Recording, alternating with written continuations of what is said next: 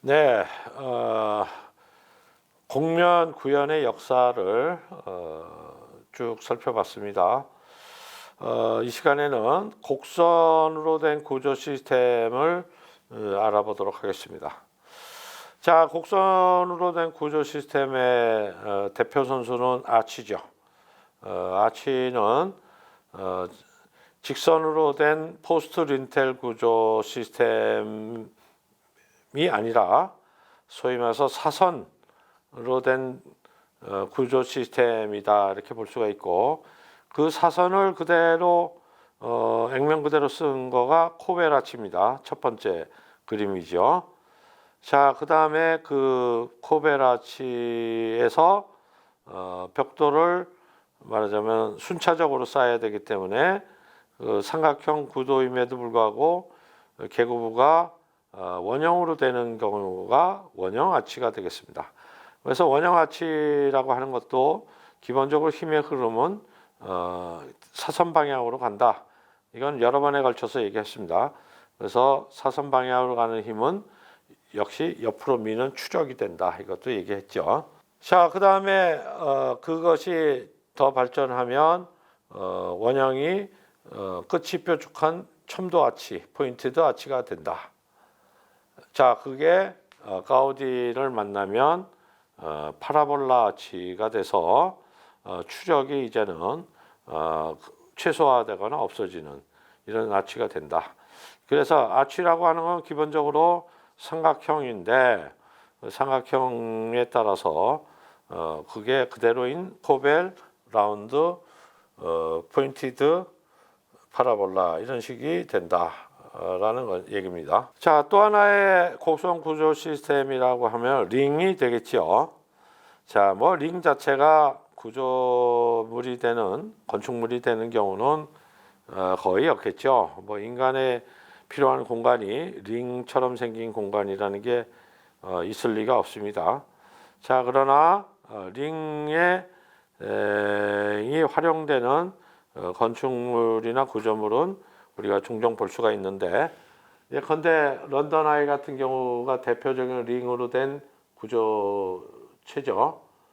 적어도 결국 자전거 바퀴와 같은 링을 가진 구조체가 되겠습니다.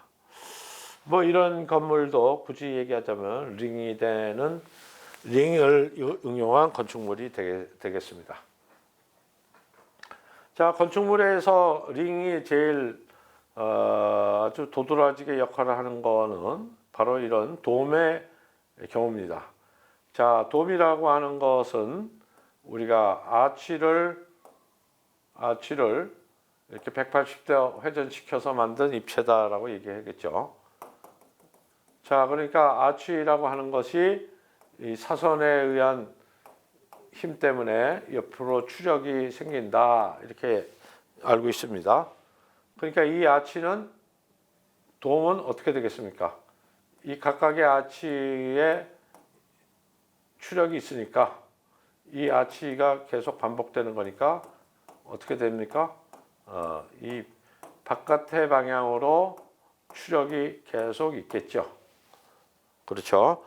자, 이 얘기는 결국 뭐냐면 이 돔에는 이 아랫도리 부분에서 이걸 누르면 아랫도리가 밖으로 터져 나가려는 힘이 있게 된다. 그 얘기는 뭐냐면 요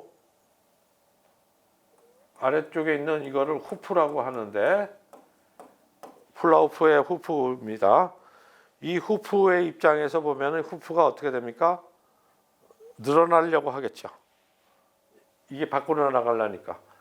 이 후프가 늘어나려고 하기 때문에 이것을 후프 텐션이라고 얘기합니다. 후프가 밖으로 늘어나려고 한다. 자, 그래서 그 후프 텐션을 잡아주는 이 강력한 링빔, 링처럼 되어 있는 빔이다. 그래서 이걸 링빔이라고 합니다. 자, 그러니까 이게 우리 철이 나왔을 때는 링빔을 했던 것이고, 철이 없었던 판테온 시절에는 여기다가 이렇게 압축력으로 눌렀던 것이죠. 자, 그래서 이런 루이지애나 빔 돔 같은 이런 큰 돔에는 이 부분에 강력한 링빔이 있다. 이런 얘기를 알아두시면 되겠습니다. 자, 그 다음에 곡선 구조 시스템은 포물선과 쌍곡 포물선이죠. 파라볼라 혹은 하이퍼볼라입니다. 그래서 게이트웨이 아치 에로사니넨이 설계했습니다. 전형적인 포물선 아치고 이 포물선을 했기 때문에 힘의 흐름대로 부재를 두면 되었기 때문에 압축 구조임에도 불구하고 아주 최소한의 두께로 서 있는 구조체가 될 수 있었다라는 얘기고요.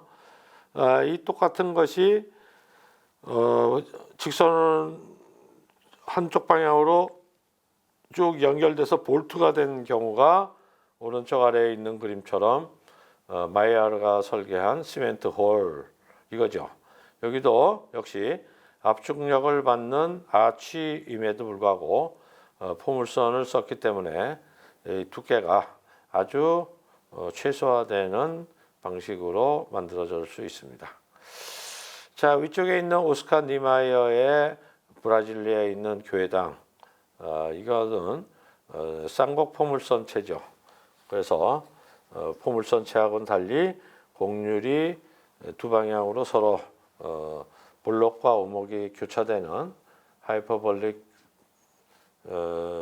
파라볼로이드고, 이거는 선형 구조인데 곡선을 이용한 구조체들이 되겠습니다.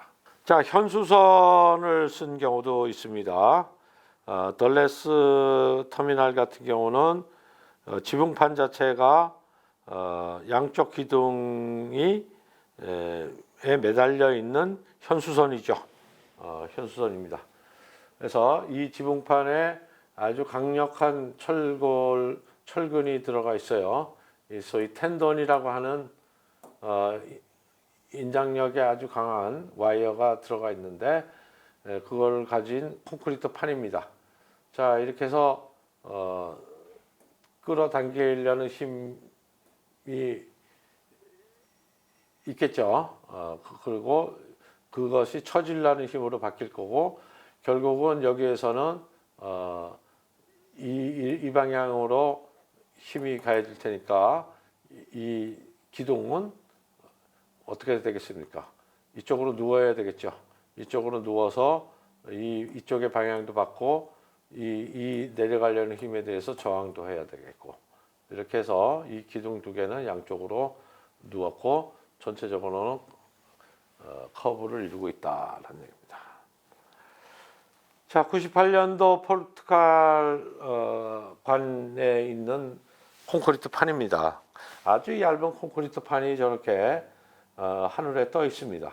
이건 역시 양쪽에서 콘크리트 판을 잡고 있고, 콘크리트 와이어가 나온 다음에 여기를 콘크리트 판으로 해서 이게 저절로 형태가 휘어지는 선을 우리가 현수선이라고 그랬습니다. 현수선을 유지하면서 지붕을 만들고 있는 알바로 시자의 작품이 되겠습니다.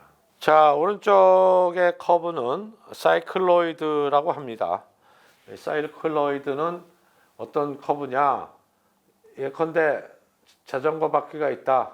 거기에 한 점을 정해 놓는다. 이 자전거 바퀴가 굴러갈 때 이 점이 그리는 궤적, 이 선이 사이클로이드 선입니다. 그런데 루이스 칸은 킴벨 미술관을 할 때 이 볼트에 이 사이클로이드 선을 썼다. 왜 그렇게 썼느냐? 이런 이유죠. 햇빛이 들어갑니다. 들어가서 이렇게 떨어져야 되죠. 이렇게 갤러리니까 당연히 자연 채광이 들어가야 되는데 햇빛이 떨어져야 된다. 자, 떨어져야 되는데 이게 원형이면 어떻게 되겠습니까? 들어가서 한 군데로 떨어지겠죠. 이렇게 집중되겠죠. 여기만 이렇게 햇빛이 집중되겠죠. 자, 그렇지 않고 이렇게 골고루 햇빛이 떨어지게 하기 위해서 이 사이클로이드 선을 썼던 것이다. 자, 이런 내용입니다. 그래서 곡선을 이용해서 구조 시스템들을 이루어지고 있는 것들을 살펴보고 있습니다. 자, 그래서 곡선도 역시 만드는 방법이 여러 가지가 있습니다. 제일 보편적인 거가 고전적인 커브들이죠. 그릭 커브라고 합니다. 그리스 시대 때부터 알려진 커브다. 그래서 이거죠. 원볼 두 개를 저렇게 놓고 거기를 이런 식으로 자르면 그 다 나오는 면이 파라볼라 면이죠. 그다음에 이렇게 자르면 타원형이 나오겠죠. 거기에 수직으로 자르면 원이 나오죠. 그다음에 노란색처럼 저런 식으로 위아래를 자르면 그게 하이퍼볼라 쌍곡포멸선이 나온다. 자, 이런 식으로 어떤 입체에서부터 도형이 나오는 이런 방식을 그릭 커브라고 하고, 그다음에 알지브레이크 커브라는 게 있습니다. 이건 대수학에서 커브를 만들어내는 방식이죠. 그래서 여기에 이제 대수 방정식이 있어요. 그러면 거기에 해당하는 커브들이 나오죠. 이게 뭐 우리 잘 아는 원의 방정식, 타원의 방정식, 뭐 구의 방정식 이런 것들도 다 알지브레이크 커브가 되겠습니다. 자, 이렇게 되는 거가 이제 고전적인 우리의 방식이에요. 이거는 사실은 무슨 특별한 컴퓨팅이나 이런 거 없이 말 그대로 계산기만 갖고도 되고 뭐 더 쉽게는 암산으로도 되는 커브들을 만들어내는 거죠. 자, 이게 이제 20세기와 21세기 들어서 점점 커브를 만드는 방식들이 달라지죠. 예컨대 프랙탈이죠. 프랙탈이라고 하는 건 예컨대 이 코흐의 프랙탈이라고 하면 이런 거죠. 이렇게 된 거에 다시 요게 나오고 요게 다시 이게 나오고 요게 다시 이렇게 나오면 전체적으로는 눈송이처럼 저런 식의 그것이 나온다. 그러니까 전체적인 논리는 있으되 그 논리에서 나오는 것은 결국 자연스러운 커브가 나오는 이런 방식이 되는 거, 이런 것도 있고, 자, B-스플라인이라는 커브도 있습니다. B-스플라인이라는 건 이게 파라메트릭에서 그래서 아주 절대적으로 의존하는 커브죠.